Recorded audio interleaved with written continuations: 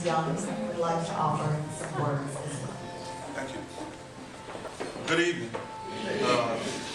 I'd much rather it be my father standing here before you than myself, but I think in his absence, he passed 18 months ago. I think he'd be happy with his oldest son standing here before you. I'm honored to be with the class of '58 football team. I felt unworthy standing out there with them, and I said, I'm not going to walk in. They said, not only are you going to walk in, you're going to lead us in, because your dad was the captain of the team. And he always spoke of team. You know, I got the best of both worlds. My mother, Viola Cole, is a Lincoln graduate, and my father is a Lincoln graduate. So I had two bookends that I couldn't shake. You know, when I tried to fake her out and ran up to Chicago to live with my dad and thought it was going to be easier, it got tougher. And I think the foundation, Dad was born in Memphis, Tennessee, in a small community called Orange Mound, which was the second largest African-American community of homeowners in the nation. And from that foundation, my grandmother, his mother being a person that worked for the railroad, his dad a Pullman porter, and early homeowners in the late 30s, early 40s, the foundation was laid because she had Dad very active in social clubs, boxing, football, etc., etc. And it laid the foundation for him to be ready for Lincoln. And as I read up on Lincoln, I said he was at the right place, because this university was founded by fighters of the infantry, and trust me, he was that. He was a fighter. And I said, I don't know how Coach Westbrook, who was the head coach at Melrose, and they brought the first state championship in 1954 back to Orange Mound at Melrose High School, he ended up guiding Dad here to Lincoln. And I don't know how it happened. I'm glad it happened. I wouldn't be who I was without him, and I can't mention him without mentioning my mother. My dad's wife at his passing is Terry Joe. She's here. My sister is a graduate of Lincoln Jaguar. My sister by my mother and Herman. Tammy is here. My little brother Hannibal. My cousin Ford. And lastly, I don't know about the football player on the gridiron. I heard about that guy, but I do know about the Hall of Famer in my life. And that Hall of Famer in my life guided and showed me, and we would have in-depth conversations about life, philosophy. He would ask me what was I thinking. If I would rather get a whipping from him than get chastised by him, and he never whipped me. Well, one time he whipped me, one time. But I promise you, I never felt it. It was the sweetest right cross I ever had. I was like, that's that punch that I've been hearing about.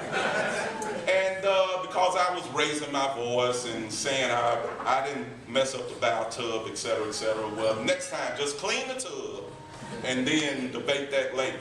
But you know, and throughout life, he's always been very protective of his team, always team this, team that, and he spoke highly of his teammates. And from the foundation of having what he learned in Orange Mound and from his family, and then you all nurturing it, obviously, and getting the nurturing here, it later provided a base for him to be a Hall of Famer in the people's lives at Leicester High School, and he pushed a lot of them to come to Lincoln. He ended up leaving the city school system and joining the SELC because he was drawn to the fight for people's rights.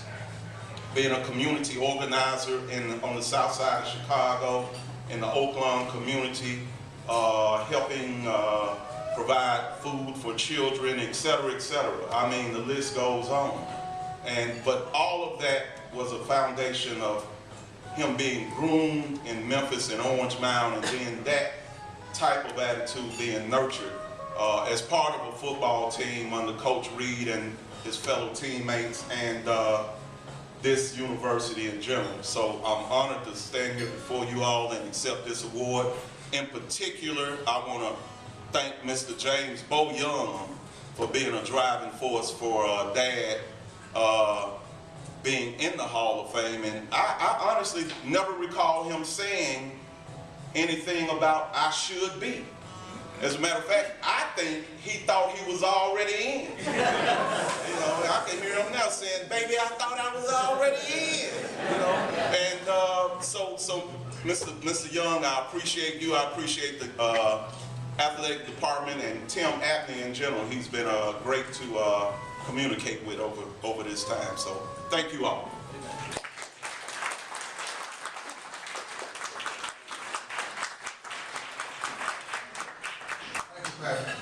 Just a few words. I was a teammate of Herman in Melrose High School and won state championships there. Teammate here in Lincoln when we won championships here. One thread that we have that I should tell is that Herman O'Neil was a leader.